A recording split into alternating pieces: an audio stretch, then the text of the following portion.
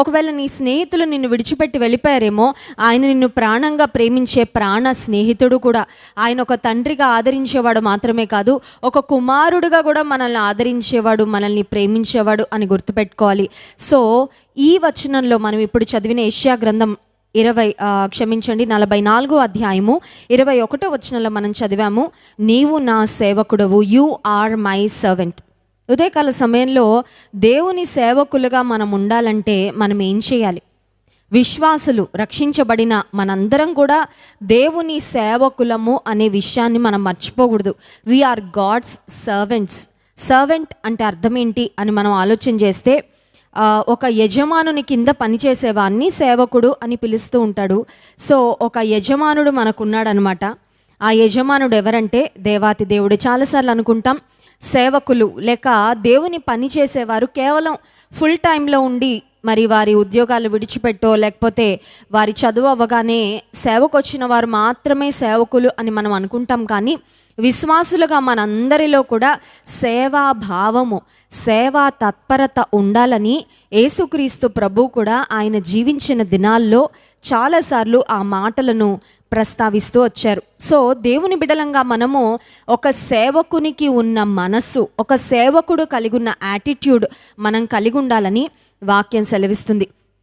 Bible గ్రంథంలో దేవుని సంఘంలో సువార్త పనిలో గొప్పగా వాడబడిన అపోస్తలుడైన పౌలు చాలా ఉత్తరాలు సంఘాలకు, వ్యక్తులకు వ్రాస్తే, రోమాలో ఉన్న దేవుని సంఘానికి వ్రాస్తూ ఆ ఓపెనింగ్ లైన్స్ ఎలా ఉన్నాయని ఆలోచన చేస్తే, రోమా పత్రిక 1వ అధ్యాయము 1వ వచనం ఒకసారి మనం చదువుకుందాం. Romans chapter 1:1. రోమాలో ఉన్న దేవుని సంఘాన్ని బలపరచడానికి అపోస్తలుడైన పౌలు ఉత్తరాన్ని వ్రాసినప్పుడు ఈ మాటలు వ్రాసారు. యేసుక్రీస్తు దాసుడును అపోస్తలుడుగా ఉండుటకు పిలువబడిన వాడును దేవుని సువార్త నిమిత్తము ప్రత్యేకింపబడిన వాడునైన పౌలు.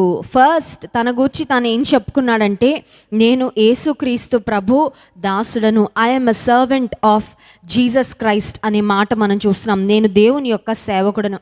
యాకోబు పత్రిక 1వ అధ్యాయం 1వ వచనంలో కూడా యేసుక్రీస్తు ప్రభు యొక్క సొంత సహోదరుడైన యాకోబు యేసుక్రీస్తు ప్రభు యందు విశ్వాసముంచి ఆయన యొక్క పనిలో మరి యాకోబు కూడా వాడబడ్డాడు. ఈ యాకోబు పత్రిక రాస్తూ 1వ అధ్యాయం 1వ వచనంలో ఇలా వ్రాసాడు, దేవుని యొక్కయు ప్రభువైన యేసుక్రీస్తు యొక్కయు దాసుడైన యాకోబు అన్య దేశముల యందు చెదరి ఉన్న 12 గోత్రముల వారికి శుభమని చెప్పి వ్రాయినది. యేసు ప్రభు యొక్క సహోదరుడుగా ఉన్న యాకోబీన అంటే హాఫ్ బ్రదర్ అని చెప్పుకోవచ్చు. యేసు ప్రభు కన్యకకు పుట్టాడు. అయితే మరియకు, యోసేపుకు యేసుక్రీస్తు ప్రభు పుట్టిన తర్వాత మరి కొంతమంది బిడ్డలు కలిగారు. సో వారిలో ఒకడుగా ఉన్న యాకోబు. చూడండి, యూజువల్గా బ్రదర్స్ అండ్ సిస్టర్స్, సిబ్లింగ్స్ అందరూ సమానం అనే ఒక భావన ఉంటుంది. ఒకరిని ఒకరం గౌరవించుకోవాలి అనే ఫీలింగ్ ఎక్కువ ఉండదు కదండి. మన స్వంత సహోదరులు లేక సహోదరులు అంటే మనకి చాలా చనువు ఉంటుంది. వాళ్ళని మనం పలకరించే విధానం కానీ, వాళ్ళతో మాట్లాడే విధానం కానీ, వాళ్ళని గూర్చి మనం అడ్రస్ చేసే మాటల్లో కూడా అంత విలువ మనం ఇవ్వం. వీడా మా వాడేలేండి, వాడా మా అన్న, ఓహో వాడి గురించి చెప్తున్నారా అని కొన్నిసార్లు చాలా లైట్గా వాళ్ళకి విలువ లేనట్లుగా మాట్లాడుతూ ఉంటాము. బహుశా దానికి ఒక కారణం ఏంటంటే మనకి మన సిబ్లింగ్స్తో ఉన్న ఇంటిమసీ, అంటే అన్నదమ్ముల మధ్యలో, అక్క చెల్లెండ్ర మధ్యలో ఉన్న ఆ సాన్నిహిత్యము ఆ చనువుకు కారణం దోహదపడుతుంది అని మనం గ్రహించవచ్చు. అయితే యేసుక్రీస్తు ప్రభు యొక్క సహోదరుడుగా ఉన్న యాకోబు మాత్రం గుర్తించాడు ఏమనంటే, నాకు ఇంకా మిగతా సహోదరులు ఉన్నారు, బట్ ఆ సహోదరుల వంటి వాడు మాత్రం యేసు ప్రభు కాదు. He is not like the other brothers. ఆయనలో ఒక ప్రత్యేకత ఉంది. ఆయనే మెస్సియా, ఆయనే లోకరక్షకుడు. యేసుక్రీస్తు ప్రభు యొక్క బంధువులు, స్వంతవారు ఆయనను చాలామంది అంగీకరించలేదు. కానీ ఈ యాకోబు మాత్రం తన మనోనేత్రములు తెరవబడి యేసుక్రీస్తు ప్రభువును గుర్తించాడు. యేసుక్రీస్తు ప్రభువు మెస్సియా అని, రక్షకుడని, నిజమైన దేవుడని తెలుసుకొని ఈ యేసుక్రీస్తు ప్రభువారి యొక్క సువార్త ప్రకటించుట కొరకు ఈ యాకోబు కూడా సువార్త పనిలో వాడబడ్డాడు. ఈ యాకోబు వ్రాస్తున్న మాట ఏంటంటే, నేను యేసు ప్రభు సహోదరుడను అని చెప్పుకోవచ్చు. యేసు ప్రభు నేను ఒకే ఇంట్లో పుట్టి పెరిగాము అని చెప్పుకోవచ్చు. ఒకే ప్లేట్లో మేము భోంచేసాము అని చెప్పుకోవచ్చు. యేసుక్రీస్తు ప్రభుతో తనకున్న సాన్నిహిత్యాన్ని మరో విధంగా మాట్లాడొచ్చు. కానీ ఇక్కడ యాకోబు చెప్తున్న మాట ఏంటంటే, యేసుక్రీస్తు ప్రభు యొక్క దాసుడనైన యాకోబు. గొప్ప దైవజనులు, గొప్ప భక్తులే దేవుని యొక్క దాసులు అని చెప్పుకున్నప్పుడు నీవు నేను ఇంకెంతగా దేవుని యొక్క దాసులమని పిలువబడడానికి ఇష్టపడాలి. How much more should we realize that we are the servants of God. దేవుని సేవకులు అంటే ఇందాక నేను చెప్పాను కదా, ఏదో ఫుల్ టైం మినిస్ట్రీకి వచ్చి ఒక మైక్ పట్టుకొని వాక్యం చెప్పేవాళ్ళు మాత్రమే కాదు, కానీ దేవుని యొక్క పనిలో ఏదో ఒక విధంగా మనం వాడబడుతూ when we are on his mission, దేవుని యొక్క ఉద్దేశాన్ని ఈ లోకంలో ఏ విధంగా మనం నెరవేర్చినప్పటికీ దేవుని యొక్క సేవకులము మనం అవుతాము అనే విషయాన్ని గుర్తుపెట్టుకోవాలి.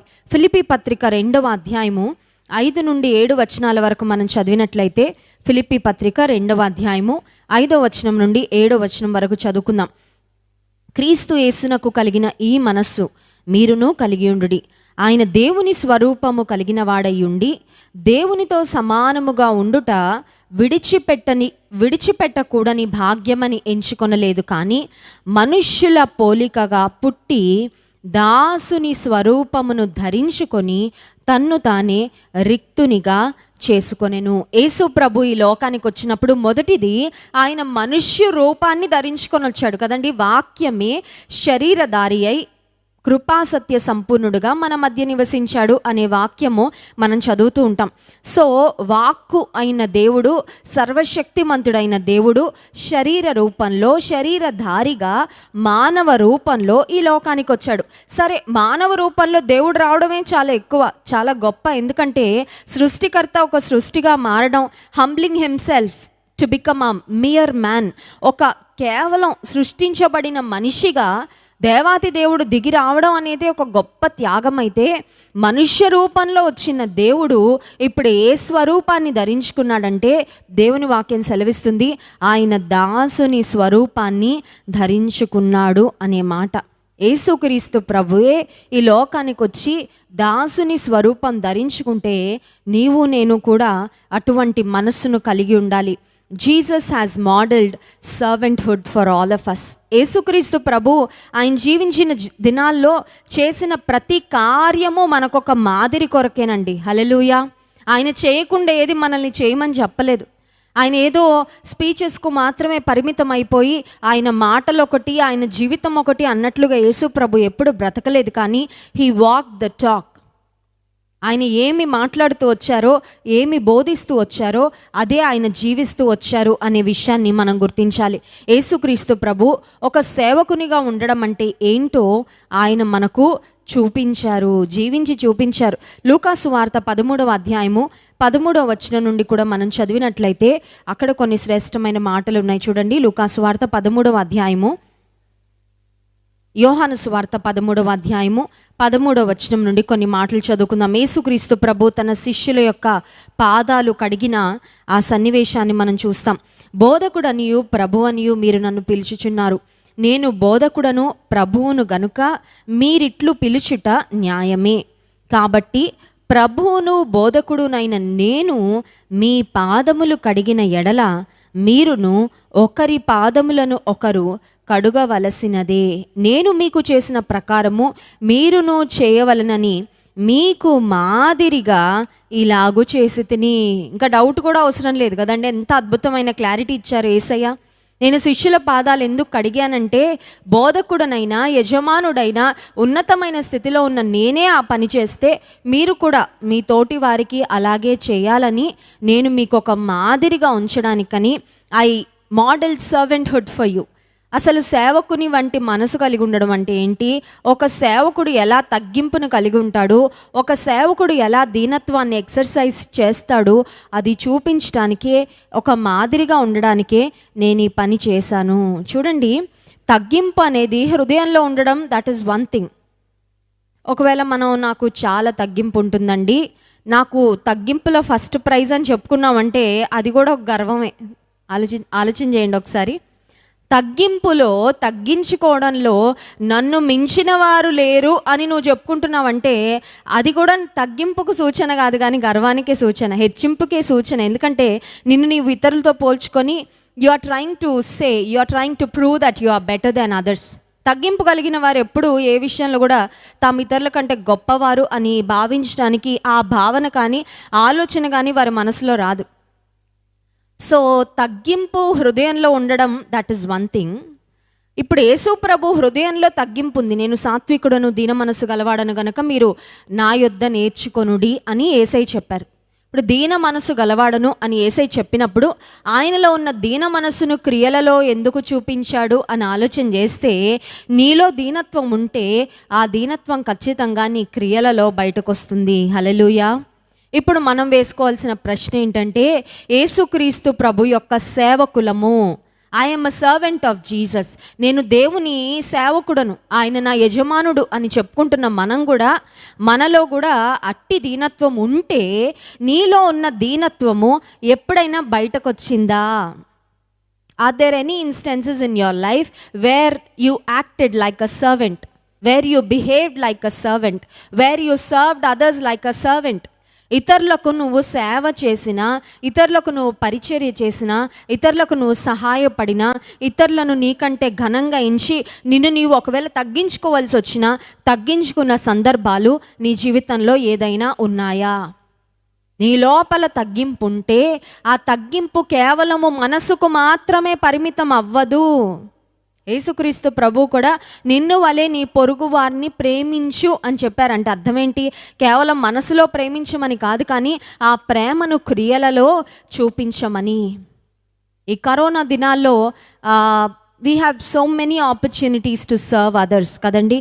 ఇతరులకు సేవ చేయడానికి ఎన్ని అవకాశాలు ఉన్నాయో మనకు, ఇతరులకు సహాయపడడానికి, ఇతరులకు ఆశీర్వాదకరంగా ఉండడానికి, ఇతరుల కొరకు మనల్ని మనం వ్యయపరచుకోవడానికి we have so many opportunities. కానీ అవకాశాలు నువ్వు సద్వినియోగపరుచుకుంటున్నావా? అవకాశాలను నీవు వినియోగించాలని ఆశిస్తున్నావా? ప్రేమను మాటల్లో వ్యక్తపరచడం, దట్ ఈస్ వన్ థింగ్. అయితే ప్రేమను క్రియలలో వ్యక్తపరచడం అది ఇంకొక లెవెల్. యేసు ప్రభు ఆశించింది అదే. తగ్గింపు హృదయంలో కలిగి ఉండడం మంచిదే, బట్ నీ తగ్గింపు నీ క్రియల్లో కనబడకపోతే అసలు నీ హృదయంలో తగ్గింపు ఉందో లేదో హూ నోస్. బహుశా నువ్వు కేవలం భ్రమపడుతున్నావేమో నీలో తగ్గింపు ఉందని. నేనెవరైనా ఒక మాట, నిన్ను చిన్నబుచ్చే మాట, నిన్ను అవమానపరిచే మాట, నిన్ను తగ్గించే మాట, ఒక మాట మాట్లాడగానే వెంటనే నువ్వు రైజ్ అయిపోతున్నావంటే, వెంటనే నువ్వు వారి మీద అటాక్ మొదలు పెట్టేశావంటే, లేకపోతే వెంటనే నువ్వు వారిని 100 మాటలు అనడానికి ప్రయత్నం చేశావంటే దానికి అర్థం ఏంటంటే ఖచ్చితంగా నీలో తగ్గింపు లేదని. ఒకవేళ నీలో తగ్గింపు ఉంటే let them say what ever they want to say, it's okay. వారు ఏం మాట్లాడతారో మాట్లాడనివ్వండి, దేవుడు చూసుకుంటారు వాళ్ళ సంగతి. నేనేంటో నా ప్రభువుకు తెలుసు అని నువ్వు మౌనంగా ఉండగలవు. చూడండి, కొంతమంది చిన్న విషయాలకు కయ్యానికి కాలు దువ్వేస్తూ ఉంటారు. చిన్న మాట చాలు పెద్ద రణరంగం అయిపోద్ది ఇల్లంతా.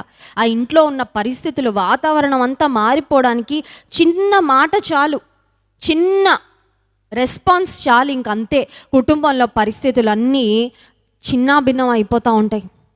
కారణం ఏంటంటే చిన్న మాట కూడా నువ్వు తట్టుకోలేకపోతున్నావు. అంటే నువ్వేమనుకుంటున్నావు అంటే నేను చాలా గొప్ప అనుకుంటున్నావు, అందుకే నిన్ను ఎవరైనా ఒక చిన్న మాట అంటే కూడా నువ్వు తట్టుకోలేకపోతున్నావు. ఒకవేళ నిన్ను ఎవరైనా చిన్నబుచ్చేటట్టు మాట్లాడుతుంటే నీ విలువ నీకు తెలిసినప్పుడు వారు మాట్లాడే మాటలను బట్టి నువ్వు పెద్దగా ఇబ్బంది పడవు, పెద్దగా నువ్వు కదిలించబడవు. You will not be shaken, you will not be disturbed. Yesu Kristu ప్రభు కూడా ఈ లోకంలో బ్రతికినప్పుడు ఆయనని ఎంతమంది ఎంత అవమానకరంగా మాట్లాడారో, కానీ యేసుక్రీస్తు ప్రభు అవన్నీ పట్టించుకోలేదు.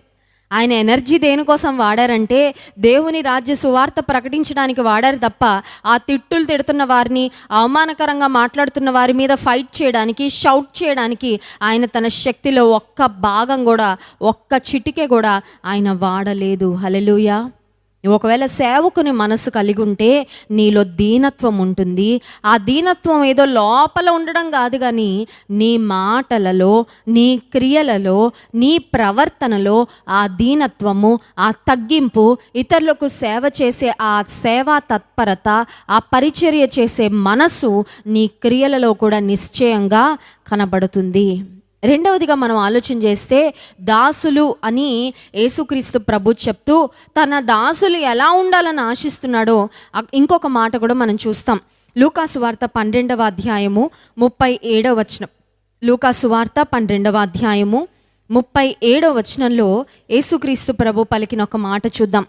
ప్రభువు వచ్చి ఏ దాసులు మెలకువగా ఉండుట కనుగొనునో ఆ దాసులు ధన్యులు. అతడు నడుము కట్టుకొని వారిని భోజన పంక్తిని కూర్చుండబెట్టి తానే వచ్చి వారికి ఉపచారము చేయనని మీతో నిశ్చయముగా చెప్పుచున్నాను. మరియు అతడు 2వ జామున వచ్చినను 3వ జామున వచ్చినను ఏ దాసులు మెలకువగా ఉండుట కనుగొనునో ఆ దాసులు ధన్యులు. హల్లెలూయా. Those servants are blessed. చూడండి, బ్లెస్సింగ్ అంటే ఎంత ఇష్టం కదా మనకి. బ్లెస్సింగ్ కోసం ఏమన్నా చేసేయాలి. నీలో నిజంగా దేవుని ఆశీర్వాదం పొందాలనే తాపత్రయం ఉంటే, దేవుని ఆశీర్వాదం పొందడం కోసం ఏమన్నా చేస్తాను, నేను ఎంత దూరమైనా వెళ్తాను, ఎంతైనా తగ్గించుకుంటాను, ఎంతైనా ప్రయాసపడతాను అనే తాపత్రయం నీకుంటుంది. యాకోబు అలాగే తాపత్రయపడ్డాడండి. ఈరోజు ఇశ్రాయేల్ అనే దేశము ప్రపంచంలో ఒక ప్రత్యేకమైన దేశంగా నిలిచిందంటే కారణం ఏంటంటే, ఆ దేశము మీద దేవుని ఆశీర్వాదం ఉంది. ఆ ఆశీర్వాదం పొందడం కొరకు యాకోబు తన తొడగూడు వసిలిపోయినా, కాలు ఇరిగిపోయినా ఆశీర్వాదం ఇస్తే గాని వదిలిపెట్టనని పట్టుబట్టాడు. హల్లెలూయా. అటువంటి పట్టుదల నీకుందా? చూడండి, చాలాసార్లు వ్యర్థమైన వాటి కొరకు పట్టుబడుతూ ఉంటాం మనం. నా మాటే చెల్లాలి, నా మాట అందరు వినాలి, నేను ఇవాళ వెళ్ళాలంటే వెళ్తానంతే. కొన్నిసార్లు చూడండి, పిల్లలకి చాలా మొండి పట్టు ఉంటుంది. ఆ పార్కుకు వెళ్ళాలంటే వెళ్ళాలంతే, సైకిల్ కొనివ్వాలంటే కొనివ్వాలంతే, ఇప్పుడే కొనివ్వాలి, ఇక్కడే కొనివ్వాలి, ఇదే కొనివ్వాలి. కొన్నిసార్లు మొండితనం, ఒక పట్టుదల చూపిస్తూ ఉంటాం లోక సంబంధమైన విషయాల్లో. కానీ దేవుని ఆశీర్వాదం కొరకు నీకు ఆ పట్టుదల ఉందా? దేవుని ఆశీర్వాదం పొందాలనే పట్టుదల ఉంటే ఆ ఆశీర్వాదం పొందడం కొరకు ఏదైనా వదిలేయడానికి నువ్వు రెడీ అయిపోతావు. హల్లెలూయా. దేవుడు కూడా నన్ను సేవకు పిలిచినప్పుడు, దైవజనునితో కలిసి పరిచర్య చేయడానికి దేవుడు ఒక గొప్ప అవకాశాన్ని ఇచ్చినప్పుడు నా ఉద్యోగం నాకు గొప్పగా అనిపించలేదండి. నా ఫ్రెండ్స్ అందరూ అన్నారు, తెలివి తక్కువ నిర్ణయం తీసుకుంటున్నావు, నువ్వు ఒక సెక్యూర్ జాబ్ విడిచిపెట్టి వెళ్ళిపోతున్నావు, నీ ఫ్యూచర్ అంతా అనవసరంగా ఇబ్బంది పడతావు, ఒక పాస్టర్ని పెళ్లి చేసుకోవడానికి వెళ్ళిపోతున్నావంట, నీ ఫ్యూచర్ ఎలా ఉంటుందో. పెళ్లి చేసుకొని చాలామంది అమెరికాకు వస్తారు బ్లెస్సి, నువ్వు పెళ్లి చేసుకుంటున్నావని అమెరికా వదిలిపెట్టి వెళ్ళిపోతున్నావు, నువ్వు ఒక తప్పుడు నిర్ణయం తీసుకుంటున్నావేమో, ఒకసారి ఆలోచన చేయని చెప్పారు మా ఫ్రెండ్స్. అప్పుడు నేను మనసులో ఒకటే అనుకున్నాను, నేను తీసుకున్న నిర్ణయము నా దేవుని ఆశీర్వాదాలు నాకు కొన్ని తెచ్చిపెట్టే నిర్ణయం కాబట్టి నా దేవుని పని చేయడం కొరకు, దైవజనునితో కలిసి సేవ చేయడం కొరకు నేను ఏదైనా తృణప్రాయంగా ఎంచి విడిచిపెడతాను అనుకొని వచ్చాను. హల్లెలూయా. I didn't feel that it's a big deal. నాకున్న సాఫ్ట్వేర్ ఇంజనీర్ అనే ఉద్యోగం అమెరికా దేశంలో అదేదో పెద్ద గొప్ప అని నాకు అనిపించలేదండి ఆ సమయంలో. ఎందుకంటే దేవుని సువార్త పని చేయడం కంటే ఇంకా ఆశీర్వాదం ఏముంది లోకంలో? దేవుని పొలంలో పని చేయడం కంటే, ప్రయాసపడటం కంటే ఆశీర్వాదం ఏముంది లోకంలో అని అలా విడిచిపెట్టి వచ్చేసాను నా ఉద్యోగాన్ని. ఈరోజు నేను ఖచ్చితంగా చెప్పగలను, పరిచర్యలో ప్రతిరోజు నేను అనుకున్నట్లుగా నా పరిస్థితులు ఉంటాయని నేను చెప్పను, కానీ ఒకరోజు సమృద్ధి ఉంటుంది, ఒకవేళ ఒకరోజు కొరత ఉండొచ్చు, ఒకరోజు చాలామంది మెచ్చుకుంటారు, ఒకరోజు చాలా నిందలు అనుభవించాల్సి రావచ్చు. అయినప్పటికీ నా దేవుని చిత్తములో ఉన్నానని, నా దేవుని పని చేస్తున్నానని, నా దేవుడు పిలిచిన పిలుపుకు నమ్మకంగా ఉన్నాననే సంతృప్తి మాత్రం ప్రతి దినము నేను అనుభవిస్తూనే ఉంటాను. హల్లెలూయా. There is definitely joy in serving the Lord. దేవుని పని చేయడంలో, దేవుని సేవకురాలిగా ఉండి ఆయన పనిలో కొనసాగడంలో గొప్ప సంతృప్తి ఉంది అని నేను నిశ్చయంగా చెప్పగలను. ఇక్కడ రాయబడిన మాట ఏంటంటే ఆ దాసులు ధన్యులు, ఆ దాసులు ధన్యులు 2 సార్లు ఉందండి ఇక్కడ. ఏ దాసులు ధన్యులు, ఏ పనివారు ధన్యులు అని ఆలోచన చేస్తే యజమానుడు వస్తాడంట, ఆకస్మికంగా వస్తాడంట, అన్ఎక్స్పెక్టెడ్ టైంలో వస్తాడంట. ఎప్పుడు వస్తాడో తెలీదు. చూడండి, బాస్ చెప్పొచ్చాడు అనుకోండి, ఆఫీస్లో అందరూ సూపర్ యాక్టర్స్ అయిపోతారు కదండి. అమ్మో ప్రతిరోజు ఈ టైంకి మా బాస్ వస్తారు, రౌండ్స్కి వస్తారు అనగానే అందరూ అద్భుతంగా కంప్యూటర్ స్క్రీన్లు చూస్తూ పనిలో బాగా తలమునకలు అయిపోయినట్లుగా మరి యాక్షన్ చేసేస్తూ ఉంటారు. ఎందుకంటే బాస్ వచ్చే సమయము అంతా ముందే తెలిసినప్పుడు. కానీ యజమానుడు అనుకోని సమయంలో చెప్పకుండా అకస్మాత్తుగా వస్తే నీ పరలోకపు తండ్రి కూడా, నీ పరలోకపు యజమానుడు కూడా చెప్పకుండా వస్తాడంట, ఆకస్మికంగా వస్తాడంట. కానీ ఆయన వచ్చినప్పుడు ఏ సేవకులు, ఏ దాసులు, చూడండి 37వ వచనం, ప్రభువు వచ్చి ఏ దాసులు మెలకువగా ఉండుట కనుగొనునో ఆ దాసులు ధన్యులు. ఈ రాత్రి యేసు ప్రభు వస్తే నువ్వు ఎత్తబడతావా? ఇప్పుడే ఈ క్షణంలో రాకడొస్తే నీవు ఆధ్యాత్మికంగా సిద్ధపడి ఉన్నావా? Are you prepared spiritually?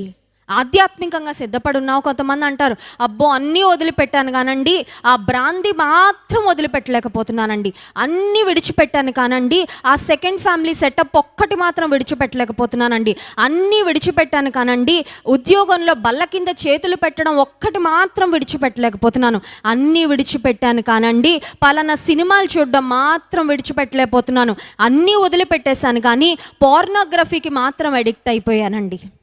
నీకేమన్నా అలాంటి టైస్ ఏమన్నా ఉండిపోయినాయా? ఏమన్నా బంధకాలు ఉన్నాయా? ఏమన్నా నిన్ను పరలోకానికి నువ్వు రెప్పపాటులో ఎగిరి వెళ్లకుండా ఆకాశంలో యేసుక్రీస్తు ప్రభు 2వ మారు ప్రత్యక్షమైనప్పుడు నువ్వు ఆయనతో రెప్పపాటులో వెళ్ళి ఎగిరి ఆయనతో పాటు నువ్వు పరలోకానికి వెళ్లకుండా నిన్ను భూమి మీద ఆపేసే గుదిబండలు, ఏమన్నా షాకిల్స్, ఏమన్నా బాండేజెస్ నీ జీవితంలో ఉన్నాయో ఒకసారి ఆలోచన చేసుకో. యజమానుడు ఆకస్మికముగా అనుకోని సమయంలో వచ్చినప్పుడు ఏ దాసులు మెలకువగా ఉంటారో ఆ దాసులు ధన్యులు. నీలో ఆధ్యాత్మికమైన మెళకువ ఉందా? Are you alert spiritually? Are you prepared spiritually? ఎప్పుడొచ్చినా ఏసే పర్వాలేదండి, నేను దేవుని సన్నిధికి వెళ్తాను, నేను దేవునితో ఉంటాను. ఈ లోకంలో దేవునికి నాకు మధ్యలో ఏ పాపము లేదు, ఏ బలహీనత లేదు. ఆ సిద్ధపాటు నీలో ఉందా? ఆ సిద్ధపాటు నీలో ఉంటే దేవుని వాక్యం సెలవిస్తుంది, నీవు ధన్యురాలవు, నీవు ధన్యుడవు. ఇంకొక మాట కూడా చూస్తున్నాం చూడండి, 38వ వచనం, మరియు అతడు 2వ జామున వచ్చినను 3వ జామున వచ్చినను ఏ దాసులు మెలకువగా ఉండుట కనుగొనునో ఆ దాసులు ధన్యులు అనే మాట చూస్తున్నాం. ఇక్కడ దాసులు ధన్యులు అనే మాట చూస్తున్నాం కదండి. సో ఒక దాసుని మనసు నీకు ఉండాలి. ఫస్ట్ ఒక దాసుడుగా ఉండడమే కాదు, మెళకువగలిగి కూడా ఉండాలి. ఇంకొక మాట కూడా మనం అర్థం చేసుకోవాలి. దాసులు ధన్యులు అంటే దాసుడు ధన్యుడు అని వ్రాయబడలేదు, దాసులు ధన్యులు అని ఉంది. అంటే అర్థం ఏంటంటే నువ్వు ఒక్కడవే కాదు దేవుని రాకడ కొరకు ఎదురు చూస్తుంది, నువ్వు ఒక్కడవే కాదు దేవుని కొరకు ప్రయాసపడుతుంది, నువ్వు ఒక్కడవే కాదు దేవుని సన్నిధిలో ప్రార్థన చేస్తుంది, నువ్వు ఒక్కదానివే కాదు దేవుని కొరకు నిందలు, శ్రమలు, అవమానాలు అనుభవిస్తూ ప్రభు రాకడ కొరకు సిద్ధపడుతూ ఎదురు చూస్తుంది. కానీ నీతో పాటు చాలా మంది ఉన్నారు. హల్లెలూయా. ఐ యామ్ నాట్ అలోన్ అనే ఫీలింగ్ చాలా ధైర్యం ఇస్తుందండి జీవితంలో. ఎప్పుడైతే నేను ఒక్కదాన్నే అనే భావన వస్తుందో చాలా భయం అనిపిస్తుంది, కాన్ఫిడెన్స్ ఉండదు. కానీ నీతో పాటు చాలామంది ఉన్నారని తెలుసుకుంటే అబ్బో నాలాంటి శ్రమలు పడుతున్న వాళ్ళు ఇంకా చాలామంది ఉన్నారన్నమాట, నాలా దేవుని కొరకు రోషం కలిగిన వారు చాలామంది ఉన్నారన్నమాట, నాలా దేవుని కొరకు ప్రాణాలు అర్పించడానికి కూడా సిద్ధపడిపోయి దేవుని కొరకు నమ్మకస్తులుగా బ్రతికే సమూహము దాసులు చాలామంది ఉన్నారన్నమాట అని ఎప్పుడు నువ్వు తెలుసుకుంటావో నీకు అదొక గొప్ప ప్రోత్సాహాన్ని ఇస్తుంది. హల్లెలూయా. ఒక్కొక్కసారి ఇక్కడ మరి ప్రైజ్ అండ్ వర్షిప్లో దేవుని స్తుతించి ఆరాధిస్తూ ఉన్నప్పుడు ఒక్కొక్కసారి నాకు ఏ భావన కలుగుతుందంటే, Lord if I could worship you all day and all night. ఇక్కడ ఒక 15 మినిట్స్ నిన్ను ఆరాధిస్తేనే ఇంత ఆధ్యాత్మికంగా పరవశము, ఆనందం వస్తుంటే నిన్ను దివారాత్రములు ఆరాధిస్తే ఇంకెంత ఆనందం కలుగుతుంది, ఇంకెంత సంతోషం ఉంటుందయ్యా అని ఒక్కొక్కసారి భావిస్తూ ఉంటాను. మరికొన్నిసార్లు నాకు అనిపిస్తుంది, క్రైస్ట్ వర్షిప్ సెంటర్లో అందరం కలిసి ఏకకంఠంతో దేవుని ఆరాధిస్తేనే ఇంత అద్భుతంగా ఉంటే, పరలోకంలో అన్ని భాషలు మాట్లాడేవారు, అన్ని దేశాలకు, అన్ని ప్రాంతాలకు, అన్ని జాతులకు చెందిన వారు అందరూ కలిసి in one voice, in one accord, అందరం కలిసి ఏకంగా ఆ పరలోకపు తండ్రిని, దేవాతి దేవుని, వధించబడిన గొర్రెపిల్లను ఆరాధిస్తూ ఉన్నప్పుడు పరలోకంలో ఇంకెంత అద్భుతంగా ఉంటుందో అనిపిస్తుంది. నిజమే, నువ్వు ఒక్కడవే కాదు, నువ్వు ఒక్కదానివే కాదు. Remember, you are not alone. నీ ఒంటరిగా లేవు. దేవుని స్తుతించి ఆరాధించడానికి ఒక గొప్ప సమూహం ఉంది. దేవుని కొరకు మెలకువగా ఉన్నవారు చాలామంది ఉన్నారు. ఆ గుంపులో నీవు కూడా ఒక వ్యక్తిగా ఉండగలిగితే నీవు ధన్యుడవు, నీవు ధన్యురాలవు. యేసుక్రీస్తు ప్రభు గెత్సెమనే తోటలో కొద్దిసేపట్లో రోమా సైనికులు వచ్చి ఆయన్ను శిలువ మరణానికి తీసుకొని వెళ్తారు అనుకుంటున్న సందర్భంలో గెత్సెమనే తోటకు ఆయనతో పాటు ఉన్న ఆంతరంగిక శిష్యులైన పేతురు, యాకోబు, యోహానులు ముగ్గురిని తీసుకొని వెళ్ళి వారికి ఒక చిన్న పని అప్పగించారండి. చిన్న అసైన్మెంట్ ఇచ్చారు. అదేంటంటే, మీరు నాతో కలిసి ప్రార్థన చేయండి, ప్రే అలాంగ్ విత్ మీ, నాతో కలిసి ప్రార్థన చేయండి అని యేసు ప్రభు చెప్పి ఆయన కూడా వెళ్ళి ప్రార్థన చేస్తున్న సందర్భంలో వెన్ జీసస్ కేమ్ బ్యాక్, యేసు ప్రభు వెనుతిరిగి వచ్చినప్పుడు ఆయన గమనించాడు ఏమనంటే, శిష్యులు నిద్రపోతున్నారు, మీరు నాతో పాటు ఒక్క ఘడియ కూడా మేల్కొని ఉండలేరా అనే మాట యేసు ప్రభు అడిగారు. I'm sure Jesus was disappointed. యేసుక్రీస్తు ప్రభువు మెలకువగా లేని ఆయన శిష్యులను చూసి ఖచ్చితంగా ఆయన డిసప్పాయింట్ అయ్యాడు. ఈ మధ్యాహ్న కాల సమయంలో కూడా దేవుని సేవకులుగా ఉండే మనము గుర్తించాల్సింది ఆధ్యాత్మికమైన మెళకువ. We have to be alert in our spiritual life. We have to be alert in prayer. ప్రార్థనలో ఆధ్యాత్మికంగా ఎప్పుడూ సంసిద్ధత నీవు నేను కలిగి ఉండాలి. మూడవదిగా మనం ఆలోచిస్తే 1 కొరింథీ పత్రిక 9వ అధ్యాయము 19వ వచనం నుండి 22వ వచనం వరకు శ్రేష్టమైన మాటలు వ్రాయబడ్డాయి. చూడండి, 1 కొరింథీ పత్రిక 9వ అధ్యాయము 19వ వచనం. నేను అందరి విషయము స్వతంత్రుడనై ఉన్నను, ఎక్కువ మందిని సంపాదించుకొనుటకై అందరికీ నన్ను నేనే దాసునిగా చేసుకొంటిని. యూదులను సంపాదించుకొనుటకు యూదులకు యూదుని వలె ఉంటిని, ధర్మశాస్త్రమునకు లోబడిన వారిని సంపాదించుకొనుటకు నేను ధర్మశాస్త్రమునకు లోబడిన వాడను కాకపోయినను ధర్మశాస్త్రమునకు లోబడిన వాని వలె ఉంటిని. 22వ వచనం. బలహీనులను సంపాదించుకొనుటకు బలహీనులకు బలహీనుడనైతిని, ఏ విధము చేతనైనను కొందరిని రక్షింపవలెనని అందరికీ అన్ని విధముల వాడనైతిని. అపోస్తలుడైన పౌలు ఒక్క మాటలో చెప్పాలంటే ఆయనకున్నన్ని ప్రివిలేజెస్, ఆయనకున్నన్ని క్వాలిఫికేషన్స్ ఎవరికి లేవు. అయితే అపోస్తలుడైన పౌలు సువార్త ప్రకటన నిమిత్తము దేవుని రాజ్య వారసులుగా అనేక మందిని సంపాదించుట కొరకు ఎటువంటి ప్యాషన్ కలిగి ఉన్నాడు, ఎటువంటి పట్టుదల కలిగి ఉన్నాడు, ఎటువంటి తాపత్రయాన్ని కలిగి ఉన్నాడు అని ఆలోచన చేస్తే, నేనే అందరికీ నన్ను నేనే దాసునిగా చేసుకొంటిని. Being a master of everything is easy కదండి. అందరికీ యజమానుడిగా ఉండడం ఈజీ, కానీ అందరికీ ఒక వ్యక్తి దాసునిగా మారడం అంటే ఇట్స్ నాట్ ఈజీ. కానీ అపోస్తలుడైన పౌలు అంటున్నాడు, ఏ విధము చేతనైనను కొందరిని రక్షింపవలెనని అందరికీ అన్ని విధముల వాడనైతిని. ఈ మధ్యాహ్న కాల సమయంలో మన అంశము దేవుని సేవకుడుగా ఉండాలంటే ఏం చేయాలి? మొట్టమొదటి అంశం మనం జ్ఞాపకం చేసుకున్నాము, సేవకుని మనస్సు కలిగి ఉండాలి. Having the humility of a servant. ఒక సేవకునికి ఉండవలసిన దీనత్వమును, తగ్గింపును మనం కలిగి ఉండాలి అని మనం దేవుని వాక్యంలో ధ్యానం చేసుకున్నాం. రెండవదిగా మనం గమనించాము, మెళకువ కలిగిన దాసులుగా ఉండాలి. We have to be alert spiritually.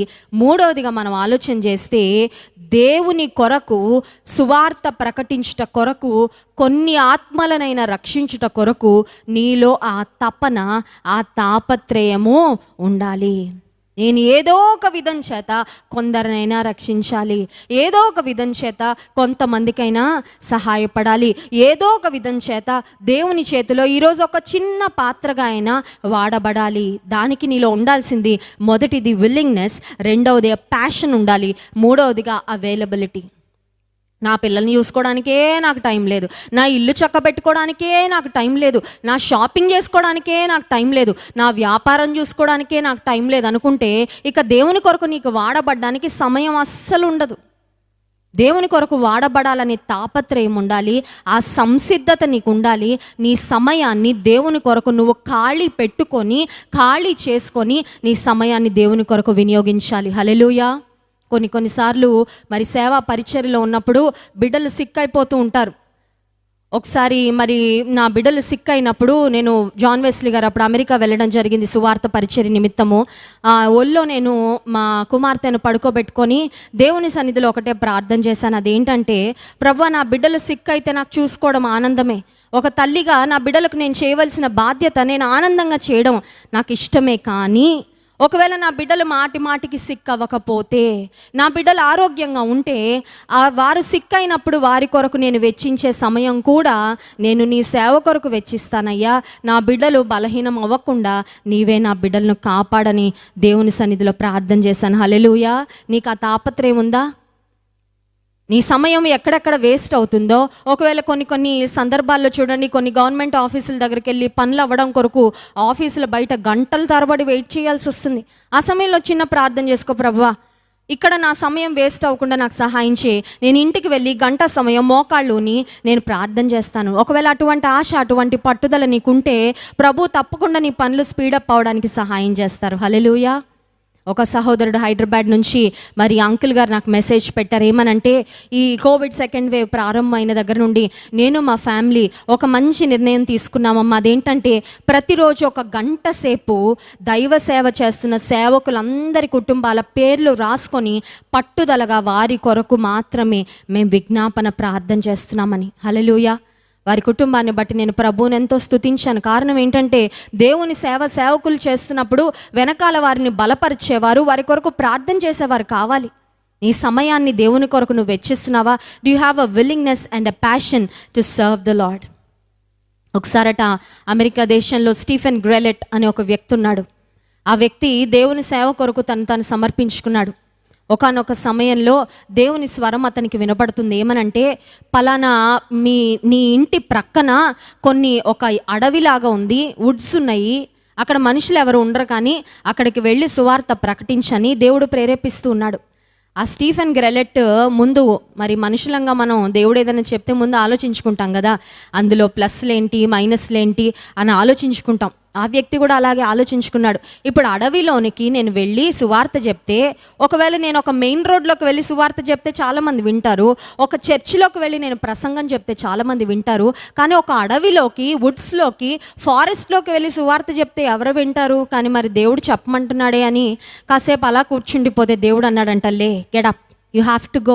నువ్వు వెళ్ళాలయ్యా, వెళ్ళి సువార్త ప్రకటించాలని దేవుని ఆత్మ అతన్ని బలవంతం చేస్తున్నప్పుడు ఈ వ్యక్తి బయలుదేరి వెళ్ళి కొంచెం డిసప్పాయింటెడ్గానే ఉంది. ఎందుకంటే చూడండి, ప్రసంగాలు చేసేవారికి క్రౌడ్ బాగా ఉంటే ఉజ్జీవం బాగా వస్తూ ఉంటుంది. క్రౌడు తగ్గిపోతుంటే కొంతమందికి నీరసం అయిపోతూ ఉంటుంది. వీళ్ళకి చెప్పాలా, వీళ్ళకి అవసరం అనుకుంటాం.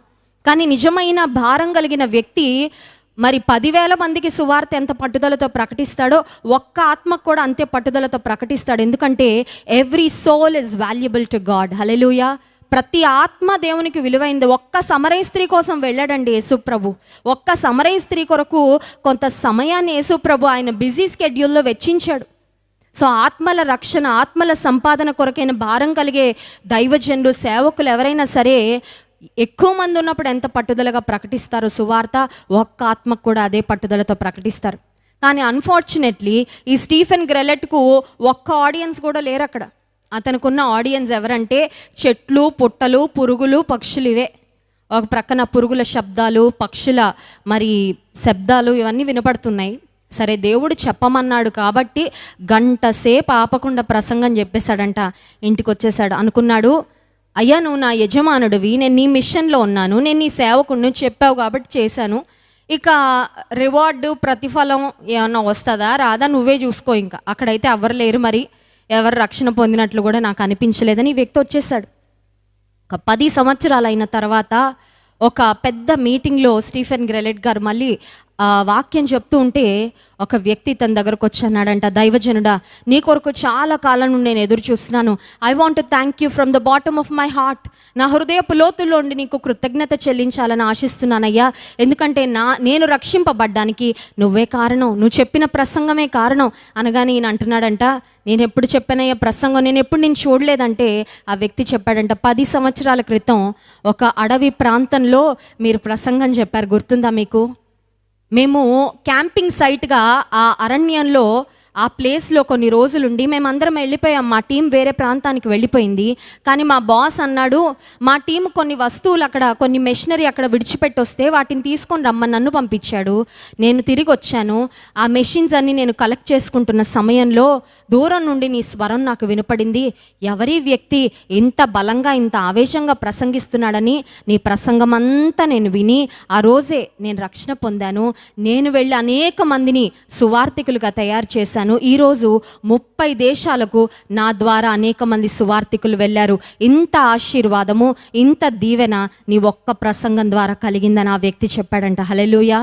ఎందుకు ఈ మాటలు చెప్తున్నానంటే, దేవుని సేవకులకు దేవుని పని చేయాలనే తాపత్రయము, తపన, that burning desire and passion is always there, ఎప్పుడు ఉంటుంది. 4వ మాటలు చూద్దాం, చూడండి. మత్తయి సువార్త 10వ అధ్యాయము 24-25 వచనాలు. దేవుని సేవకులుగా దేవుని పనిలో వాడబడాలని ఆశించే వ్యక్తులకు ఉండవలసిన మరొక లక్షణం. మత్తయి సువార్త 10వ అధ్యాయము 24-25 వచనాలు. శిష్యుడు బోధకుని కంటే అధికుడు కాడు, దాసుడు యజమానుని కంటే అధికుడు కాడు. శిష్యుడు తన బోధకుని వలెను, దాసుడు తన యజమానుని వలెను ఉండిన చాలును. ఇంటి యజమానునికి బయల్జబూలని వారు పేరు పెట్టి ఉండిన ఎడల ఆయన ఇంటి వారికి మరి నిశ్చయముగా ఆ పేరు పెట్టుదురు కదా.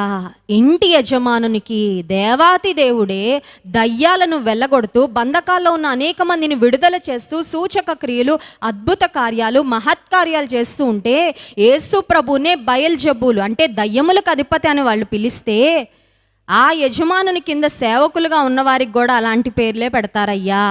అంటే అర్థం ఏంటంటే, దేవుని సేవను చేసేటప్పుడు నీకు చాలా నిందలు వస్తాయి, నీకు చాలా అవమానాలు వస్తాయి. ఈ రోజుల్లో మరి బయటకు వెళ్ళి సువార్త ప్రకటించడానికి అవకాశం లేదు, కానీ సోషల్ మీడియా ద్వారా దేవుని మహాకృపను బట్టి మరి అత్యంత విస్తృతంగా దేవుని సువార్త ప్రకటించడానికి దేవుడు మనకు తన కృప అనుగ్రహిస్తున్నాడు. కొన్నిసార్లు బలమైన ప్రసంగాలు మరి చెప్తూ ఉన్నప్పుడు ఆ లైవ్ మెసేజెస్ మనవి దేవుని మహాకృప వలన చాలాసార్లు ట్రెండింగ్లోకి వెళ్ళాయండి. యూట్యూబ్లో ఒక దినంలో అప్లోడ్ అయ్యే కొన్ని వేల లక్షల వీడియోలలో ట్రెండింగ్లోకి ఓన్లీ టాప్ 50 వీడియోస్ వెళ్తాయి. అంటే ఎక్కువ దేశాల నుండి ఎక్కువ మంది చూసే వీడియోస్. దేవుని మహాకృపను బట్టి జాన్ వెస్లీ మినిస్ట్రీస్లో ఉన్న సండే లైవ్ వర్షిప్లు చాలాసార్లు ట్రెండింగ్లోకి వెళ్ళిపోతూ ఉండేవి. ట్రెండింగ్లోకి ఎప్పుడైతే వెళ్ళేవో చాలామంది క్రైస్తవ విరోధులు, ఆయా రకాలైన భక్తి మరి పద్ధతుల నుండి, విశ్వాసాల నుండి ఉన్నవారు కూడా మన లైవ్ చూస్తూ ఉండేవారు. ఆ లైవ్ చూసి దాని కింద ఎప్పుడు విననన్ని వెరైటీ బూతులు చాలామంది రాస్తూ ఉంటారండి. ఇప్పటికీ రాస్తూ ఉంటారు చాలామంది. ఒక్కొక్కసారి మరి అవన్నీ చదవడానికి మాకు అంత సమయం లేదు. అయితే ఎప్పుడైనా టైం ఉన్నప్పుడు అవి చూసినప్పుడు ఒకటి అనిపిస్తుంది, ఏమనంటే కొంచెం చివుక్కు అనిపించేది ప్రారంభంలో, కానీ ఇప్పుడు దేవుడు ఎలా రాటుదేలిపోయేటట్టు సహాయం చేశాడంటే, నీ నామం కొరకు దెబ్బలు, నీ నామం కొరకు అవమానాలు, నిందలు, నువ్వే ఎన్నో అవమానాలు అనుభవిస్తే ఈ చిన్న చిన్న మాటలు, ఈ చిన్న చిన్న అవమానకరమైనవి, ఈ చిన్న చిన్న బూతులు మాకు పెద్ద గొప్పేమీ కాదయ్యా. నిన్నే బయల్జబూలు అన్నారు, నీ సేవకులుగా మమ్మల్ని ఎన్నైనా అంటారు, అయినా అవేవి కూడా నీ సువార్త ప్రకటన లో ముందుకు వెళ్లకుండా మమ్మల్ని ఆపలేవు ప్రభు అని మళ్ళీ ప్రభు సన్నిధిలో అప్పగించుకొని ముందుకు వెళ్ళిపోతూనే ఉన్నాం. ఎందుకు ఈ మాటలు చెప్తున్నానంటే, దేవుని సేవకుడుగా ఉండాలనుకునే వ్యక్తి నిందలు భరించడానికి కూడా సంసిద్ధతను కలిగి ఉండాలి. You have to be willing to pay the price. వేళ చెల్లించడానికి సిద్ధపాటు కలిగి ఉండాలి, నిందలను, అవమానాలను భరించడానికి. ఆఖరు మాట చెప్పి ముగిస్తాను. సేవకునిలో ఉండవలసిన ఇంకొక శ్రేష్టమైన లక్షణం 123వ కీర్తన 1-2 వచనాలు మనం చదువుకుందాం. Psalm 123 verses 1 and 2. ఆకాశమందు ఆసీనుడైన వాడా, నీ తట్టు నా కన్నులెత్తుచున్నాను. దాసుల కన్నులు తన యజమానుని చేతి తట్టును, దాసి కన్నులు తన యజమానురాలి చేతి తట్టును చూచినట్లు మన దేవుడైన యెహోవా మనలను కరుణించు వరకు మన కన్నులు ఆయన తట్టు చూచుచున్నవి. If you are a child of God, if you are a servant of God, దేవుని సేవకురాలిగా దేవుని సేవ నేను చేయాలి, దేవుని చేతిలో వాడబడాలి అనే ఆశ నీకుంటే నీ కన్నులు ఎప్పుడూ నీ యజమానుడైన దేవుని చేతి వైపు చూడాలి. Look to no one else. ఇంకెవ్వరిని చూడకు, ఏ సోర్సును చూడకు, దేవుని వైపు మాత్రమే కన్నులెత్తే అనుభవము దేవుని దాసులకు ఉండాలి. ఈ మధ్యాహ్నకాల సమయంలో మనం కూడా అన్ని విషయాలలో ప్రభువా, దాసి తన యజమానురాలి చేతి తట్టు, దాసుడు తన యజమానుని చేతి తట్టు చూచినట్లు మేము కూడా అన్ని విషయాలలో నీ వైపు చూసే, నీ సహాయము కొరకు ఎదురు చూసే, నీ సహాయము కొరకు కనిపెట్టే కృపిమ్మని దేవుని సన్నిధిలో అడుగుదాం. అట్టి కృప దేవుడు మనందరికీ అనుగ్రహించునుగాక. ఆమేన్. కళ్ళు మూసుకోండి, చిన్న ప్రార్థన చేసుకుందాం. పరిశుద్ర ప్రేమ కలిగిన తండ్రి, గొప్ప దేవానికి స్తోత్రాలు. నీ వాక్యం ద్వారా నీవు మాతో మాట్లాడినందుకు వందనాలయ్యా. నీ దాసులముగా, నీ సేవకులముగా మేము ఉండాలంటే మాలో ఏ లక్షణాలు ఉండాలో నీ వాక్యం ద్వారా మీరు మమ్మల్ని హెచ్చరించినందుకు వందనాలు. నీ కొరకు, నీ సువార్త ప్రకటన కొరకు ఒక తాపత్రయం, ఒక తపన మేము కలిగి ఉండడానికి సహాయం చేయండి. తగ్గింపు మనస్సును మాకు ఇవ్వండి ప్రభా. ఇతరుల కొరకు ప్రయోజనకరంగా, ఆశీర్వాదకరంగా ఉండడానికి సేవ చేసే ఆ హృదయాన్ని మాకు ఇవ్వండి ప్రభా. మా చుట్టూ అవసరతలో చాలామంది ఉన్నారయ్యా. మాటల ద్వారా, క్రియల ద్వారా వారికి ఎలా మేము సహాయపడగలమో నీ చేతులుగా, నీ పాదములుగా మమ్మల్ని వాడుకోండి అయ్యా.